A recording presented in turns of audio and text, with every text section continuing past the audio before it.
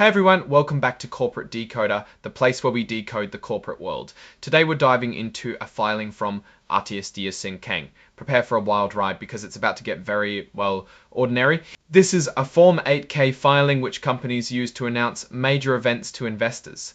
In this case, it's about how their units, which are bundles of stocks and rights, are going to be traded separately. Think of it like a package deal at the store that's now being sold as individual items. First, Artius Acquisition Inc. is officially based in the Cayman Islands. That's a popular place for companies to incorporate, often for tax reasons. It's a detail, but these details can matter. The important date here is April 4, 2025. This is when they announced this change. Okay, let's skip over the part about satisfying other filing obligations, as that's not the interesting part. Here's the gist. The company issued units under the symbol ASCBU. These units are like a combo meal. Each unit contains one Class A ordinary share, which is a regular stock, one right to receive a tenth of a share, and a contingent right, which is a little extra something. Now, starting April 7, 2025, investors can choose to trade these pieces separately.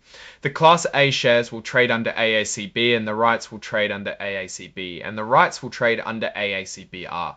This all started with their initial public offering, or IPO. They offered 22 million units at $10 each, raising $220 million. That's a lot of money. If you own these units and want to split them up, you'll need to contact your broker, who will then contact Continental Stock Transfer and Trust Company. They are the transfer agent for the company and can assist you in separating the units into shares and rights. It's like unpacking a box. You need to get the right people to unpack it for you. Now let's move on to the exhibits section. These are the documents attached to the filing. Exhibit 99.1 is a press release about this whole unit separation thing. It's basically a public announcement of the same information we just covered.